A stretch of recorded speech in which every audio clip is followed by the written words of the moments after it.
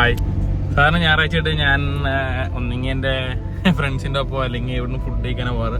അപ്പോൾ ഇന്നൊരു ഞായറാഴ്ചയായിട്ട് നമ്മൾ വെറൈറ്റി ഒരു കാര്യം ചെയ്യാൻ നോർത്തു. ഞങ്ങൾ എല്ലാ മാസവും ചെയ്യുന്നതാണ്, പക്ഷേ ഞങ്ങളിവിടെ പോകാറില്ല. അപ്പോൾ ഇന്ന് ഞായറാഴ്ച നമ്മളൊരു സ്ഥലത്ത് പോകാൻ പോവാണ്. അപ്പോൾ നിങ്ങളെ കാണിച്ചിട്ട് എന്തൊക്കെയാണ് ചെയ്യാൻ പോകുന്നത്. അങ്ങനെ ഞാൻ ആ സ്ഥലത്ത് എത്തിക്കോണം. ഞാൻ കാണിച്ചിട്ട് എവിടെയാണ് കണ്ടോ, ഞാൻ ബാക്ക് സൈഡ് കാണിച്ചു തരാം. നമ്മൾ വൃദ്ധമന്ദിരത്തിൽ വന്നേക്കുവാണ്. നമ്മൾ എല്ലാ മാസവും ഇവിടെ ഫുഡ് തുറക്കാറിലാണ്, പക്ഷേ ഓരോ തിരക്കുകളും കാര്യങ്ങളും ഇവിടെ അങ്ങനെ വന്ന് ഫുഡ് കഴിക്കാൻ പറ്റാറില്ല. അപ്പോൾ ഇന്ന് എന്തായാലും ഞായറാഴ്ചയല്ലേ, ഇവിടെ വന്ന് ഇവിടുത്തെ പ്രായമായിട്ടുള്ള ആൾക്കാരപ്പോൾ നമ്മൾ ഫുഡ് കഴിക്കാമെന്ന് ഓർത്തു. ഈ വീഡിയോ ചെയ്യണേ വേറൊന്നും കൊണ്ടൊന്നുമല്ല, ഇവിടെ ഇടയ്ക്കൊക്കെ മന്ത്ലി ഇവർക്ക് ചില ദിവസങ്ങളിൽ ഫുഡ് കൊടുക്കാൻ പറ്റാറില്ല. കാരണം അത്രയ്ക്ക് വലിയ സാമ്പത്തിക ശേഷിയുള്ളൊരു വൃദ്ധമന്ദിരമല്ല അതേ കണ്ടോ. അപ്പോൾ ഇത് കണ്ടിട്ടെങ്കിലും ആരെങ്കിലും ഇവിടെ ഫുഡ് കൊടുക്കുവാണെങ്കിൽ ഒരു ദിവസത്തേക്കെങ്കിലും ഫുഡ് അവർക്ക് കൂടുതൽ കിട്ടുമല്ലോ. അതുകൊണ്ടാണ് വീഡിയോ ഞാൻ ചെയ്യുന്നത്. അപ്പോൾ ഈ വീഡിയോ കണ്ട് നിങ്ങൾക്ക് ആർക്കെങ്കിലും ഇവിടെ ഫുഡ് കൊടുക്കണമെങ്കിൽ ഡീറ്റെയിൽസ് കാര്യങ്ങളൊക്കെ താഴത്ത് കൊടുത്തേക്ക്, ഇവിടുത്തെ നമ്പറും കോൺടാക്ട് ഡീറ്റെയിൽസും ഒക്കെ. അപ്പോൾ ഞാൻ കാണിച്ചു തരാം അവിടുത്തെ കാര്യങ്ങളൊക്കെ എങ്ങനെയാണ് കേട്ടോ.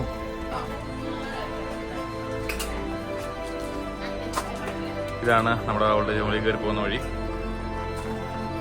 ഞാൻ ആദ്യം പറഞ്ഞപ്പോൾ അത്ര വലിയ ഇതായിട്ടുള്ള സംഭവമല്ല, അത് കഴിച്ചുകൊണ്ടിരിക്കുക.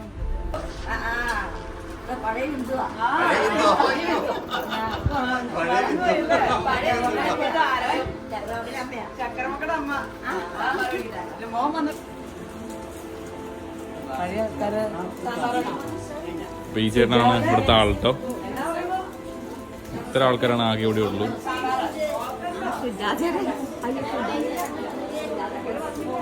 എന്താ, ഇതാണ് നമ്മുടെ ഓർഫനേജിൽ ഇപ്പോഴത്തെ ഒരു അവസ്ഥ. അത്ര വലിയ സാമ്പത്തിക ശേഷിയുള്ള ഓർഫനേജ് ഒന്നുമല്ല. എന്നാലും എന്നെ കൊണ്ട് പറ്റാവുന്ന രീതിക്ക് എല്ലാ മാസവും അവിടെ കൊടുക്കാറുണ്ട്. അപ്പോൾ ഇപ്പോൾ ഈ മാസം ഞാൻ ഇവിടെ വന്നേക്കൊണ്ട് കൊടുക്കാനായിട്ട്.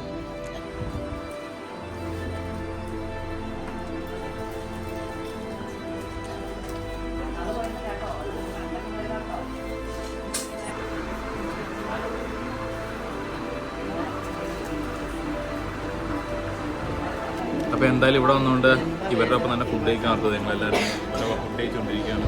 അമ്മേ, ഇതൊക്കെ ഇവിടുത്തെ ആൾക്കാരുണ്ടോ? ഇവിടുത്തെ ഫുഡും കാര്യങ്ങളൊക്കെ എല്ലാം കഴിച്ചു തന്നു. അപ്പോൾ ഇവിടുത്തെ കെയർടേക്കറായ കുര്യാച്ചൻ ചേട്ടനെ ഞാൻ പരിചയപ്പെടുത്താം.